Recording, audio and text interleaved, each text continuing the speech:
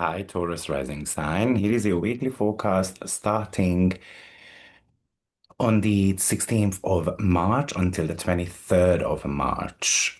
So, for you, Taurus, the energy is very much about your inner world and a little bit of a social networking.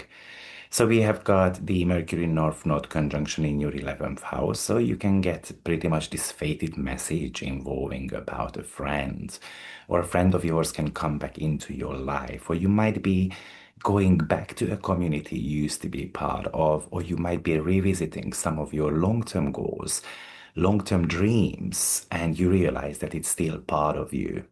But of course, we have got that great reset happening on 0 degree of Aries, which is, of course, in your 12th house. So there is a massive spiritual transition. So this week feels like a bit quiet, but it's kind of like a powerful earthquake for you. So, the rest of the world is really kind of like rushing forward into this new year, the astrological new year, but you are being asked to do this deep behind the scene work. Uh, of course, one of the most significant energy is that cluster also in your third house. One of the reasons is because everything is ruled by Jupiter in this chart, but also we have got three asteroids moving in there into the sign of Cancer. So, while you do this great reset in your 12th house, somehow you seem to be rewriting the script of your private life. Maybe you are trying to move away from obligations and you are going towards this more authentic, soulful way of living. Why is that?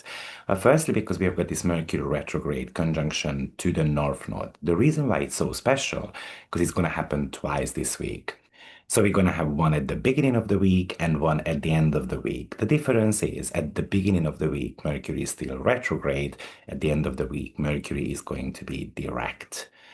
So it's the 11th house, which is the house of friendship, alliances, your hopes and wishes. So, like I said, an old friend or a former colleague of yours can reach out to you with an idea, something that you might have spoken to that person about back in February. This isn't just a social call, actually. It might be this person might become somehow a bridge between your present and your future. Maybe they are giving you a piece of advice how to reach a futuristic goal there. You might be revisiting a group or a community you once belonged to. You start listening to what is being proposed by them. And this connection this time around can feel very fated. Now we've got the Sun and Uranus sextile as well, and Uranus is actually in your first house. And the Sun is, of course, still in the 11th house. But then we have got the Venus and the Jupiter square happening as well this week. Jupiter is in the third, Venus is in your 12th house. So it is a mental breakthrough. The sun is in your house of friends, connects you with them, with that Uranus in the first house. So this is about a realization how to present yourself to the world in a way that is totally unique, but most likely financially somehow beneficial as well. So imagine that you have got a social media channel, for example. You might change your social media presence or your public vibe pretty much overnight. However, Venus in your 12th house squares Jupiter in your third, you might feel tempted to overpromise your time to siblings, to your viewers, neighbors, or to a local project. And what you need to be a little bit careful with is that often Jupiter creates a bit of a guilt. And the guilt is driving us towards saying yes, for example, to friends, while your Venus is a little bit focused on that solitude element. Now, Isis Apollo entering your third house. So, this is about restoring the mind. If you had misunderstandings with a sibling, neighbors, friends, and so forth, then, or you feel like that your brain was a bit scattered, then we're going to have to restore the mind. Like what type of information you feed yourself with. Apollo can bring the truth to you about these people, while Isis helps you to reassemble basically the piece of information so that you can make sense of it. But also, ISIS would like you to actually focus a little bit. This is like when you're trying to learn a little bit how to speak your truth, how to express your emotions to others. Now, even Eros enters Cancer as well this week, and this is like finding a sudden kind of intense interest in a local project, a short course, or a writing project, for example. You might even want to connect with your immediate world in a way that feels a little bit more heart-centered, not just so logical. Maybe you spend quite a period of time writing a heartfelt letter, having those heartfelt conversations with friends, and so forth.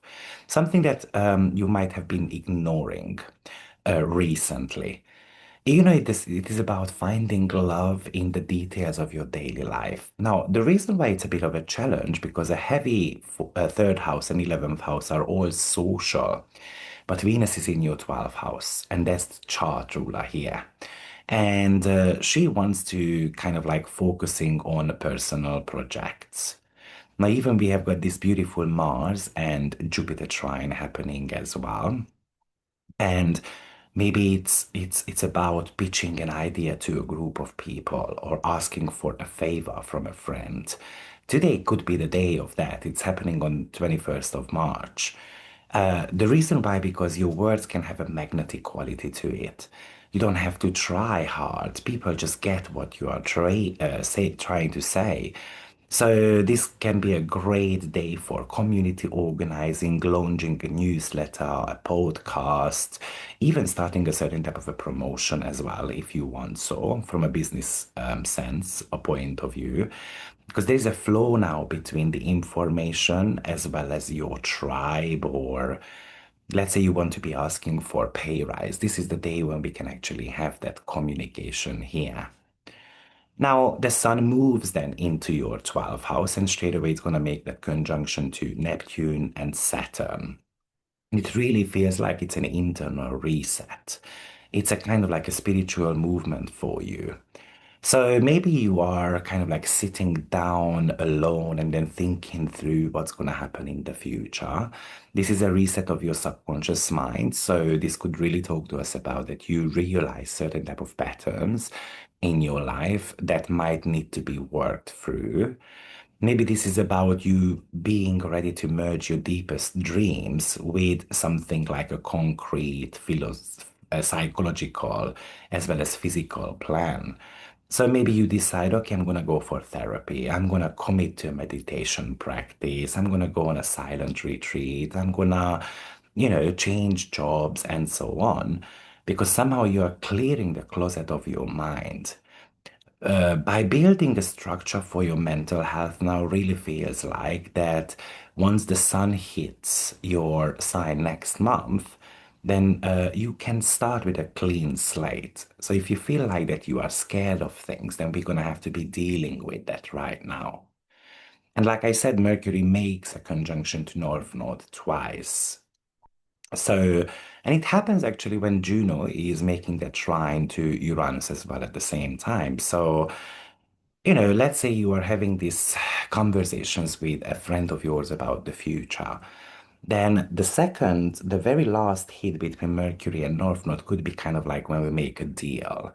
So we sign a contract involving travels, for example, higher education. Um, and because Juno is trining your own sign, Uranus in Taurus, it is a commitment that can feel very liberating rather than restrictive. So you are somehow securing your future this week by embracing some change you have wanted for a very long time. So on one hand, I feel like it's about building inner strength for you. It looks like that you are making fated connections this week, and potentially you are ready to clear the closet clearing your subconscious mind. So I hope this pretty much helps you. But one other thing that I want to be kind of like mentioning to you, because if this week is about unexpected opportunities. And Jupiter surely, with that Mars, wants you to be open-minded and it wants you to look for these opportunities. And overall, the chart feels like that you have to be making a bit of a discovery. You have to be upgrading ways of doing things. Potentially, this week can give you a glimpse of the future that you might have got ahead of you. And don't be afraid to go towards it. You're gonna have to find a balance of between socializing as well as engaging in certain type of group activities, but honoring that Venus in the 12th house as well, who wants a bit of a solitude. It's kind of like you meet a person, they give you great ideas, and then after you're gonna have to go into your own cocoon to kind of process that information. Now, what I can do with that? Yes, you potentially might be meeting some great people, or people are coming back into your life for a reason, because obviously they want to teach you something. With Juno and Uranus trine, for example, you can really meet, for example, foreigners with some very different background, different perspective on life. Are we open-minded enough to listen to them? I think Jupiter and Mars is surely wanting you to have the courage to lead a community project, to lead to take the lead, to be courageous, to initiate, for example, these connections. And because Mars is actually your relationship planet, it could be, for example, if I like someone on the street, why am I not going up with the chat up line? Because now your intuition is going to be able to tell you whether it's going to work out or not. Obviously, there's a lot of water energy here.